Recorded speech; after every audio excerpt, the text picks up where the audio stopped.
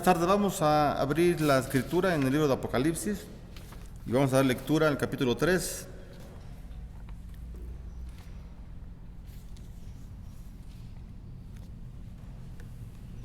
Apocalipsis capítulo 3, versículo del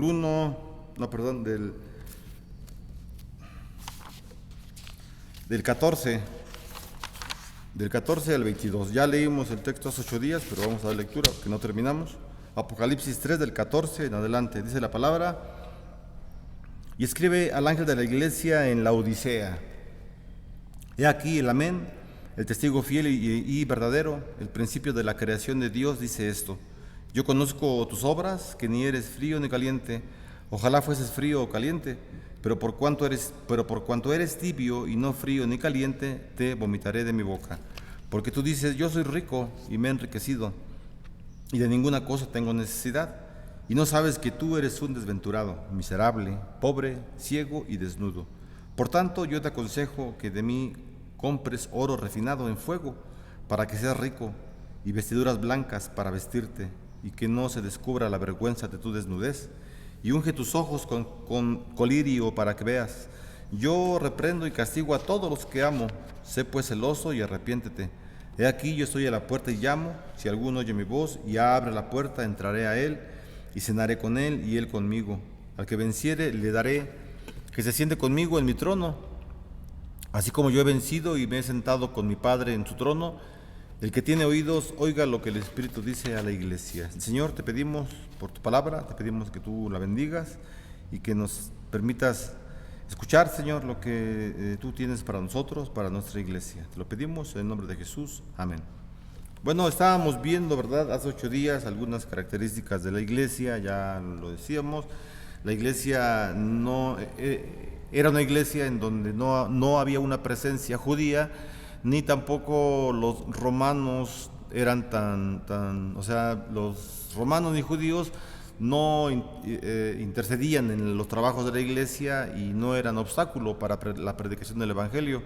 Y la iglesia de la Odisea, igual que Sardis, no lo hacían, ¿verdad? O sea, no tenían obstáculo de trabajo y no trabajaban, a diferencia de otras iglesias que sí había presencia judía, que les obstaculizaban el evangelio y sin embargo ellos trabajaban. Entonces aquí en la iglesia de la Odisea, el Señor Jesús no les ofrece ninguna palabra de aliento, no les ofrece ninguna palabra de halago, ¿verdad? No hace ninguna alabanza hacia la iglesia como lo hace con Filadelfia, por ejemplo, con Esmirna. Los alaba, les dice que está contento con ellos, etcétera. Aquí no hay ninguna alabanza, ¿verdad? Sino hay unas situaciones, vamos a decirlo de esta manera, más fácil de entenderlo. El propósito que tiene la carta de la Odisea específicamente para esa iglesia, es que se arrepientan de estar haciendo lo que hacen, que no es nada en cuanto al evangelismo, me refiero a eso. Y unas características que ellos tienen es que están pensando que porque tienen dinero, tienen la salvación, y el Señor les dice: no, arrepiéntanse, no es así. No es por su dinero, sino es por la gracia del Señor que tienen la salvación. Bueno, ahorita vamos a verlo. Pero la intención que tiene la carta es eso, el arrepentimiento de la iglesia. Esa es la intención que tiene. Y en el versículo 17 y 18, que fue donde nos quedamos hace 8 días, nos quedamos en el 16, hace 8 días que decíamos, el 16, pero por cuanto eres tibio y no frío ni caliente, te vomitaré de mi boca. Eso ya lo dijimos 8 días, ya hablamos de ese versículo.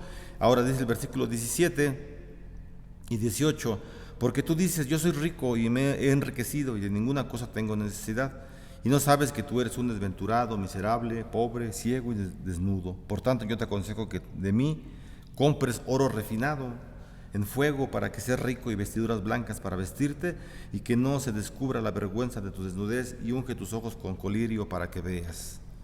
Bueno, aquí encontramos un reproche, ¿verdad?, por parte del Señor en esos 2 versículos. Dice el versículo 17, porque dices: yo soy rico y me he enriquecido y no necesito nada.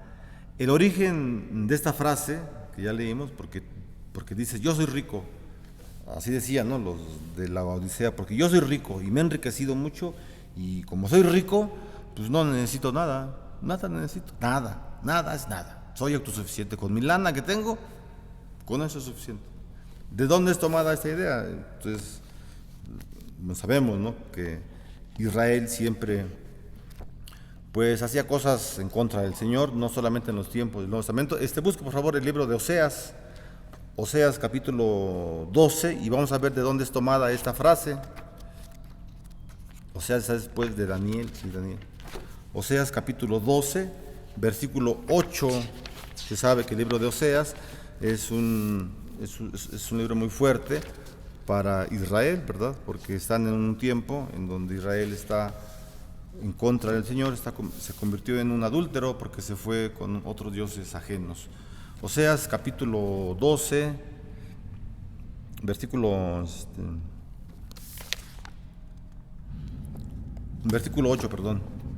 12:8 dice: Efraín dijo, ciertamente he enriquecido, he hallado riquezas para mí, nadie hallará iniquidad en mí, ni pecado en todos mis trabajos. Fíjese nada más qué insolencia de parte de Benjamín, o sea, de la tribu, ¿verdad? Está hablando de Efraín, no es Benjamín, es Efraín. Toda la tribu de Efraín se había enriquecido, toda la tribu de Efraín se había hecho a un lado, no participaban ya con las demás tribus, y entonces el Señor le habla de esa manera a Oseas, ¿verdad? Más adelante le dice que se arrepienta, igual que en la Odisea, pero ese es el origen, ¿verdad?, de la frase. Son dos frases que toma esta iglesia y que son tomadas de un grupo de personas también israelitas, pues que estaban practicando lo malo en contra del Señor, ¿verdad? Entonces ellos, con toda su riqueza, ¿verdad?, decían, soy rico, y como somos ricos, pues no tenemos pecado. O sea, qué tontería, ¿no?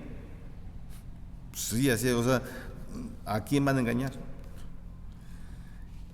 Este dicho que estamos escuchando era muy común entre la gente rica, pero estamos hablando, en el ejemplo que digo ahorita, que era algo muy común el dicho entre la gente rica del mundo.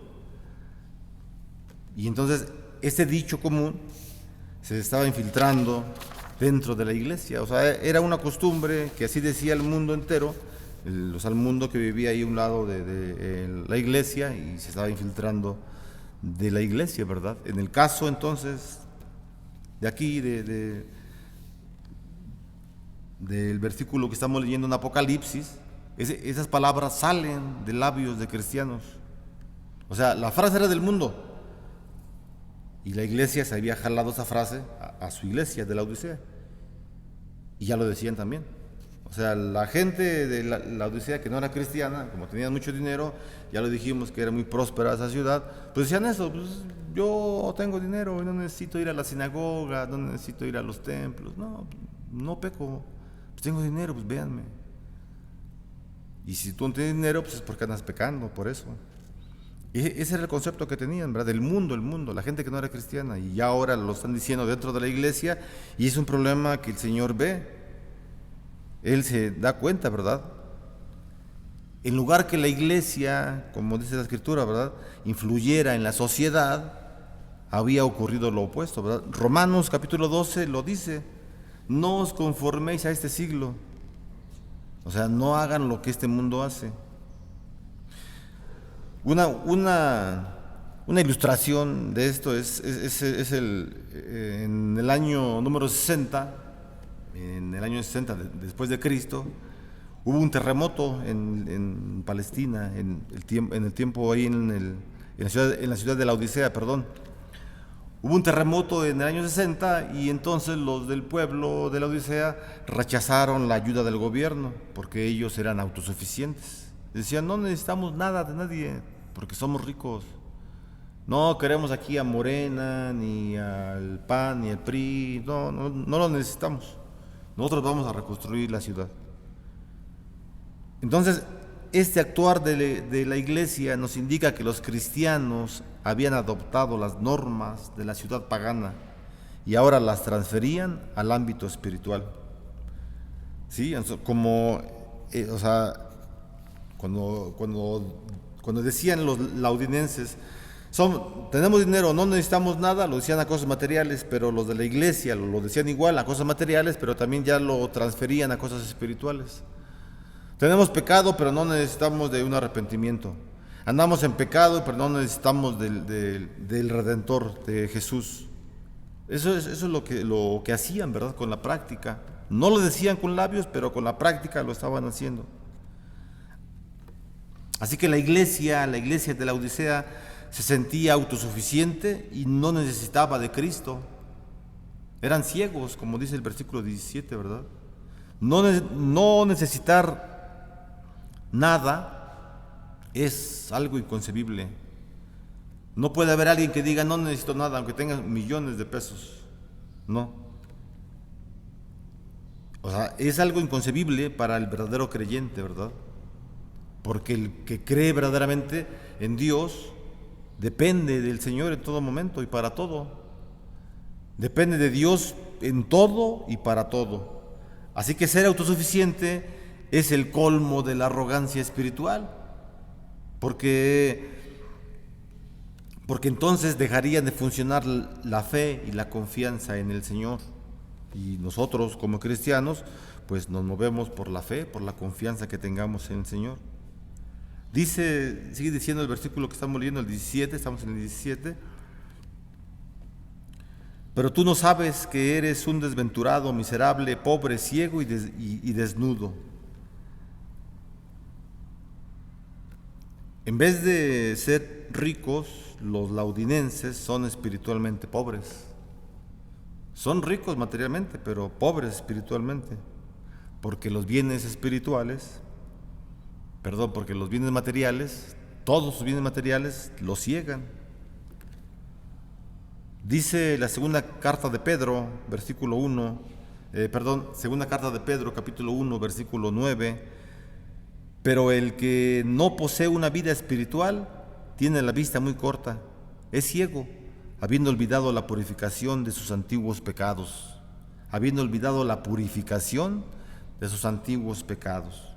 Jesús ha descrito la lamentable situación de la iglesia de la Odisea con 5 calificativos. Ya los leímos, ¿verdad? ¿Cuáles son ellos? Estamos en el versículo 17. Los 5 calificativos que el Señor le da a la iglesia son desventurado, miserable, pobre, ciego y desnudo. Esas son las características que el Señor demuestra para la iglesia de la Odisea. Y bueno, son situaciones que no son, o son características, ¿verdad?, que Dios está dando de la iglesia, que son pues desagradables. Estas características que da Dios de la Odisea refleja la situación interna que tienen los hermanos de la Odisea. Cuando habla, dice que es pobre, ciego y desnudo, describen la conducta tanto interna como externa de los habitantes de la iglesia de la Odisea. Versículo 18 dice: por tanto, yo te aconsejo que de mí compres oro refinado en fuego, ¿verdad? Primero dice: te aconsejo que compres de mí oro refinado en fuego para que seas rico. ¿Cómo está eso? Dice, entonces Jesús, ¿verdad?, muestra la gracia que tiene como Dios, como un Dios amante. Muestra su gracia divina y Él utiliza entonces un lenguaje común, el de un mercado. Es un lenguaje común, compra algo, ¿no? Si tú vas al mercado, vas a comprar, ¿verdad? Entonces, compra es un lenguaje común, compra oro. Este texto, ¿verdad?, que toma Juan para escribir, alude a un pasaje también del Antiguo Testamento. Es el libro de Isaías, usted lo quiere buscar, Isaías, capítulo 55, versículo 1. Dice de una forma resumida: vengan, compren vino y leche sin pago alguno. Está refiriéndose a los frutos que da el recibir al Mesías Salvador. Isaías está hablando del Mesías. obviamente años más tarde nació Jesús, no nació en el tiempo de Isaías, sino fueron siglos después que nació Jesús, más o menos 350 años después de la vida de Isaías, nace Jesús y ya entonces cuando viene Jesucristo, pues se entiende, ¿verdad? Vengan, compren vino y leche sin pago alguno, compren bendiciones. ¿Qué es lo que está diciendo Juan, verdad? Jesús en Apocalipsis 3, compren oro. Por tanto, yo te aconsejo que de mí compres oro refinado en fuego. Se está refiriendo a la salvación, ¿verdad? Cristo aconseja al pueblo que vayan a Él, que acudan a Él para comprar. Esta compra es sin dinero y solo puede conseguirse el oro de Jesús. ¿Cuál es este oro? La salvación de Jesús, vuelvo a repetirlo. Veamos la clase de oro, ¿verdad?, que Cristo pone a disposición. Pone un oro a disposición al alcance de los laudinenses. Oro refinado por fuego. Es un oro purificado que de él, del oro purificado, emana el brillo del fuego, ¿verdad? Esto Pedro nos habla en su primera carta, nos habla acerca de un fuego purificador. Entonces, ¿qué es lo que está ofreciendo Jesús con el oro? La purificación de los pecados de la Odisea, la salvación real, que es comprada sin dinero, sin cosas materiales. Entonces, esas palabras sugieren la prueba de fuego que deben enfrentar los seguidores de Cristo. Eso es lo que ofrece Cristo y lo que le ofrece a la iglesia de la Odisea. La palabra oro es también otra palabra para fe. La fe es más preciada que el mismo oro. La fe debe ser algo primordial para los laudinenses. Lo importante es que todas las impurezas deben ser eliminadas con fuego, de modo que la fe de los cristianos surja intacta, pura, eficaz. Y como consecuencia, ¿verdad?, si la fe es pura, eficaz, el amor por Cristo pues también será puro y eficaz. Eso es lo que Cristo ofrece, para que el amor esté puesto en Él, no en las cosas materiales, en cuanto al caso de la Odisea, porque eran personas demasiado materialistas, muy materialistas. Sigue diciendo el versículo, estamos en el versículo 18. Por tanto, yo te aconsejo que de mí compres oro refinado en fuego para que seas rico, y vestiduras blancas para vestirte, y que no se descubra la vergüenza de tu desnudez. En la ciudad de la Odisea, ya lo habíamos comentado, ellos se dedicaban, entre otras cosas, también al ganado, ¿verdad?, a la crianza de ganado, y criaban muchas ovejas, pero por algunas circunstancias del territorio geográfico en la Odisea, la mayoría de las ovejas eran negras, o sea, con la lana que sacaban era negra, era de este color negro, y entonces para todo el pueblo, o casi todo el pueblo, sus vestiduras eran negras, porque de ahí sacaban la tela para ser fabricada, excepto los sacerdotes, ellos siempre andaban vestidos de blanco. Y entonces el Señor Jesús les habla, ¿verdad?, en un lenguaje que ellos entienden. Así como les habla del agua que es tibia y que se vomita, así también les habla de la lana y les dice: vístanse con vestiduras blancas, ya no con negras. O sea, bueno, no que ya no traigamos nuestros sacos negros, no, sí, no hay problema, no es para ellos. Está aludiendo a los pecados, claro, ¿verdad? Las vestiduras negras son los pecados, los malos actos, etcétera, y las vestiduras blancas pues son las muestras que ellos tienen, que están trabajando dentro de la iglesia y que son obras que Dios mira bien, las obras que se hacen con misericordia y que son caracterizadas como vestiduras blancas. Así que esa vestimenta entonces que usaban los hombres de la Odisea y mujeres, que era negro, se les pide entonces que sean cambiadas, no literalmente, ¿verdad? O sea, no que quemen sus chamarras y todo lo que tengan, no, sino es una alusión a la segunda venida de Jesús. Dice Juan: cambien su conducta, que sus vestiduras, que sus actos, sus obras no sean como sus vestiduras negras, sino cámbienlas, sean blancas, hasta la segunda venida del Señor Jesús. Ese es el deseo que tiene, ¿verdad? Porque el color blanco entonces da testimonio de santidad y de pureza. O sea, es un sinónimo, ¿verdad? No quiere decir que yo ando pecando como el hijo de Satanás afuera y vengo a la iglesia, me he visto de blanco y ya por eso soy puro. No está diciendo, no es nada, no tiene que ver con lo físico, sino todo es algo simbólico, ¿verdad? Y aquí el blanco está simbolizando la pureza, el negro está simbolizando pues las malas obras, lo que no es puro.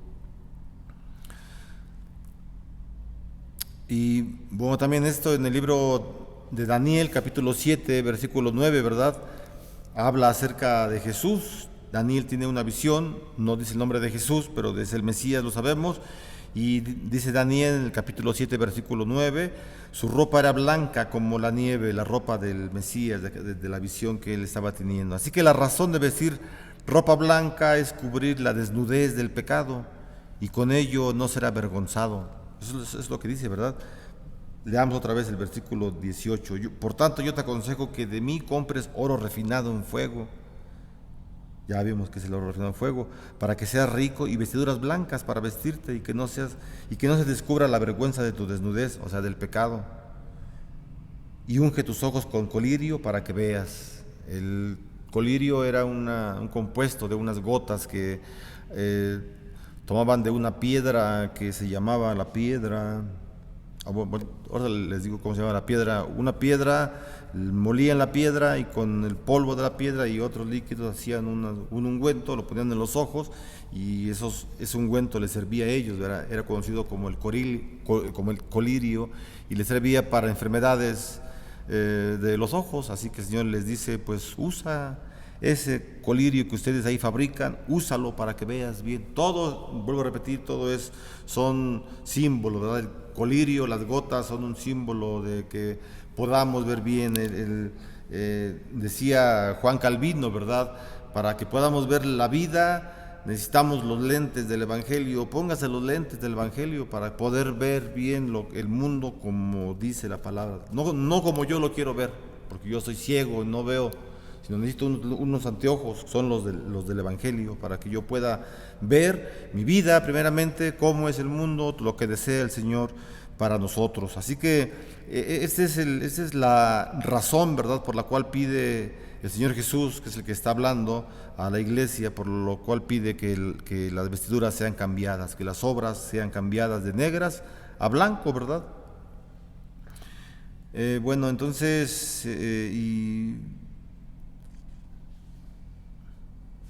los hermanos de la Odisea, al leer esas palabras que estamos viendo, pues ellos deben entender y saber que estaban espiritualmente desnudos y necesitaban ropas, ya no negras, sino blancas, para que fueran aceptados por el Señor. Entonces, la iglesia de la Odisea podía proveer, ¿verdad?, a varias ciudades de vestiduras, porque se dedicaban a eso, ya lo dijimos. Criaban ganado, hacían lana, hacían tela y hacían ropa y la vendían, pero era negra por lo general. Así que ellos podían suministrar a todo mundo de las vestiduras, pero la justicia era la vestidura blanca que el Señor pedía para ellos. Y esto lo debían conseguir en Cristo. Vamos rápidamente al capítulo 19, versículo 8, que habla acerca de la justicia, ¿verdad? O sea, estamos hablando que los laudinenses necesitaban justicia, y la justicia era una vestimenta blanca que el Señor pedía, y esa vestidura solamente se consigue en Cristo. Capítulo 19, versículo 8, eso es lo que dice, ¿verdad? Dice: y a ella se le ha concedido que se vista de lino fino. ¿A quién ella? A la iglesia. Que se vista de lino fino, limpio y resplandeciente, porque el lino fino es las acciones justas de los santos. Así que eso es lo que pide el Señor, ¿verdad? Acciones justas por parte de la iglesia. Por eso, ya lo dijimos, la intención que tiene la carta es arrepentimiento. El arrepentimiento, ¿verdad?, a que esas ropas negras sean eliminadas y sean puestas en su lugar, pues otras de un color agradable para el Señor, blancas. Así que solamente Jesús quita el pecado y la culpa, solamente Él, porque solo Él puede proporcionar la túnica blanca de la justicia, ¿verdad? Ya lo vimos, solamente Él es el que da. Luego dice más adelante, dice, bueno, ya leímos lo del colirio, ¿verdad? Y unge tus ojos con colirio para que veas. Ya hablamos de ello. La piedra se llamaba Frigia, una piedra que se daba específicamente ahí en la Odisea, era tomada de los ríos. La piedra Frigia se hacía polvo y se hacía este tipo de ungüento, ¿verdad? Así que con el colirio, con las gotas, con el ungüento, ellos, no es un colirio, no, hablamos del colirio que da Jesús, ¿verdad? No del físico que fabricaban ahí en la Odisea, sino del colirio que da Jesús. Con este ungüento, los laudinenses podían ver sus propios pecados. Es decir, con el Evangelio podemos ver nuestros pecados, en otras palabras, ¿verdad? Y los podemos ver porque los vemos a la luz de la palabra de Dios, y los vemos, los pecados, a la luz de la palabra de Dios, y podemos caminar guiados por la luz de la palabra de Dios, porque esta es la luz del mundo, ¿verdad? La luz que trajo Jesús a este mundo nos sirve para esto. Y bueno, más adelante en los versículos 19 y 20 hace una invitación a la corrección. Dice el versículo 19 y 20. Bueno, dice el versículo 19 primero. Dice, yo reprendo y castigo a todos los que amo. Yo reprendo y castigo a todos los que amo. Está refiriendo a los de la Odisea, ¿verdad? Claro que sí.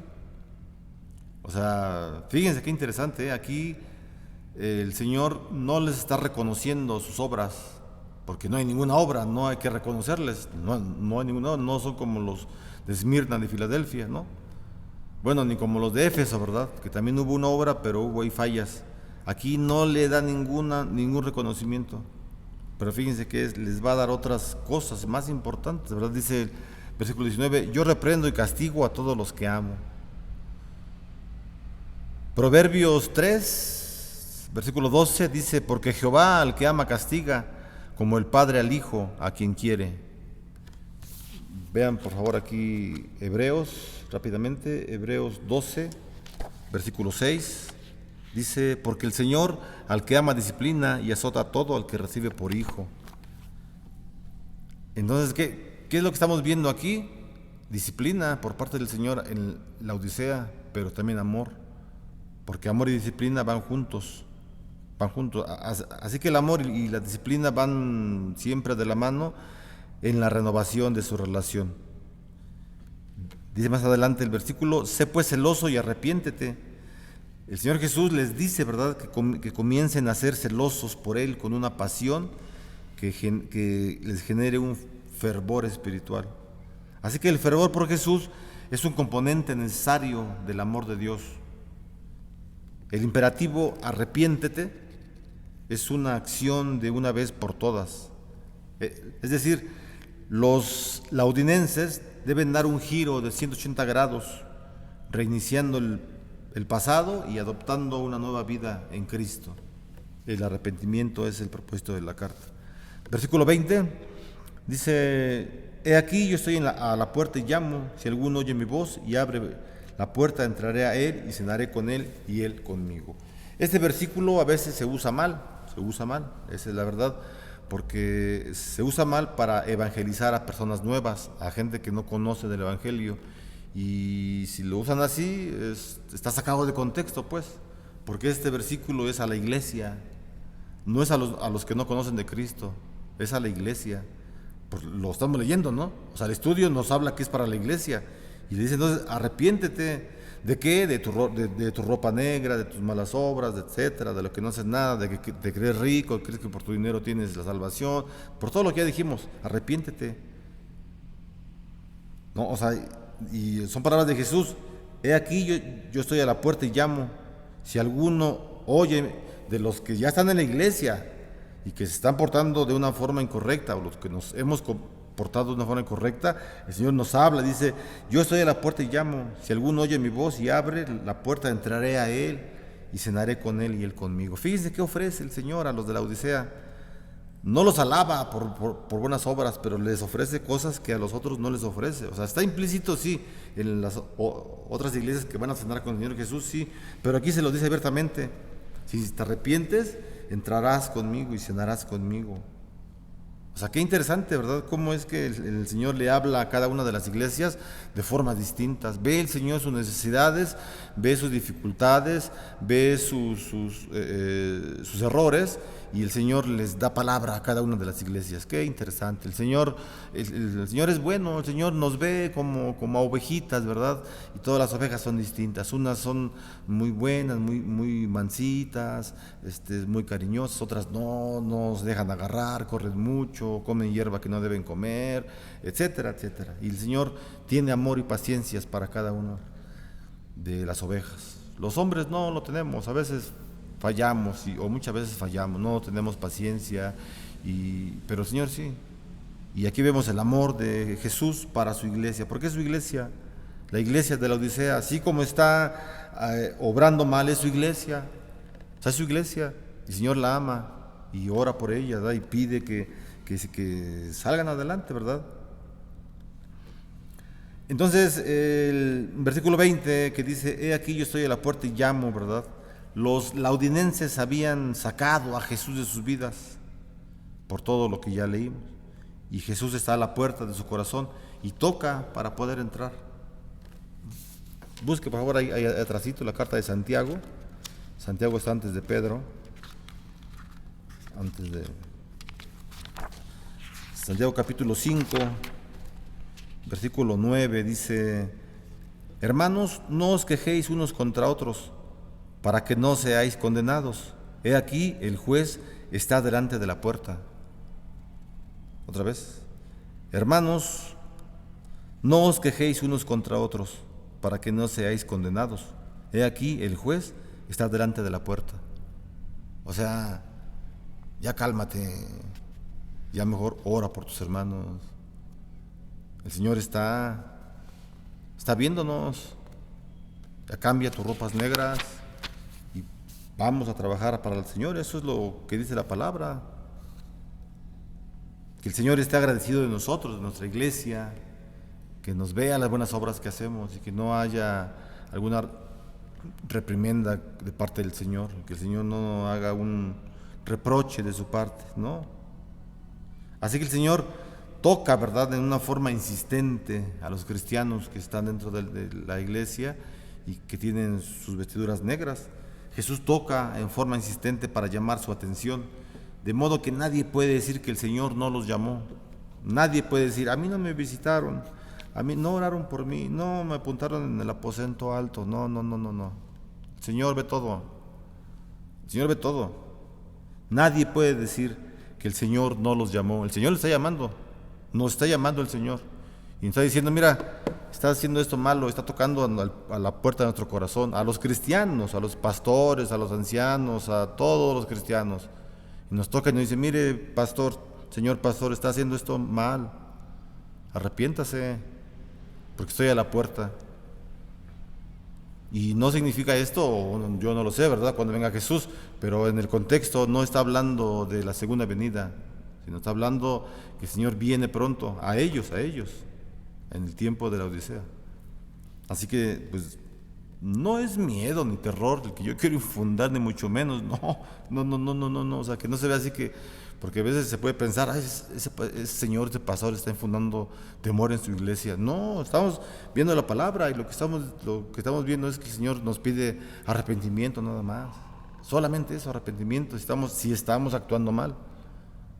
Eso es lo que pide arrepentimiento, porque Él viene y está viéndonos, ¿verdad? Así que el Señor los llama en forma individual al golpear en la puerta de su corazón, como si los dueños estuvieran durmiendo. Aquí vemos entonces la responsabilidad humana de ir a la puerta y de responder. Claro que sí hay responsabilidad humana. La salvación del alma es solamente responsabilidad de Dios. Dios hace todo para que seamos salvados. Ya que somos salvados, entonces hay responsabilidad por parte nuestra. ¿Cuál es esta? Pues hablar, ¿verdad? A hacer buenas obras, pues. Entonces, el texto que estamos viendo habla del del enigma de la acción divina y la responsabilidad humana. La Biblia enseña que la intervención de Dios y la respuesta humana son dos lados de la moneda. Filipenses 2, del 12 al 13, es lo que Pablo dice, ¿verdad? Vamos a leerlo, ya nos tardamos un poquito, vamos a tardar 5 minutos más. Filipenses, carta a Filipenses, ya para que terminemos el mensaje de la Odisea. Filipenses, capítulo 2, versículos del 12 al 13, dice: Por tanto, amados míos, como siempre habéis obedecido, no como en mi presencia solamente, sino mucho más ahora en mi ausencia, ocupaos en vuestra salvación con temor y temblor, porque Dios es el que en vosotros produce así el querer como el hacer por su buena voluntad. Aquí cuando dice preocupaos por su salvación con temor y temblor, no significa que la vayamos a perder, claro que no. No, o sea, porque muchos hermanos dicen, ahí está, Pablo advierte, dice, cuida tu salvación si no la pierdes, no se pierde. No, es como cuando un padre le regala un automóvil a su hijo. Yo técnico, te lo regalo, es tuyo. No me pagues ni un solo peso, es tuyo, te lo regalo. Pero cuídalo, con temor y con temblor, ¿no? O sea, cuídalo, hazle su afinación, no le vaya a fallar su caja de velocidades y pone su aceitito y todo lo demás. Cuídalo. O sea, se refiere a eso, cuida tu salvación, no hagas cosas que no tengas que hacer, no hagas tonterías, cuida tu salvación, eso es lo que dice el texto, ¿verdad? Así que el Señor está a la puerta, hermanos, a la puerta de nuestro corazón, toca con insistencia y espera una respuesta de parte nuestra. Decir, no, Señor, ahorita no te metas, Señor, en mis asuntos, ya después cuando esté mal, pues ya te busco. Porque así a veces podemos responder. Él está tocando insistentemente a nuestro corazón. Jesús, hermanos, es el anfitrión. Jesús es el anfitrión, ¿verdad? Dice el versículo 20 que habrá una cena, ¿verdad? O sea, invita a la iglesia. Si alguno oye mi voz y abre la puerta, entraré a él y cenaré con él. Y cenaré con él y él conmigo. O sea, hay una invitación a una cena. Los judíos, hermanos, digo, es que esto es importante para los judíos, también para nosotros, ¿verdad?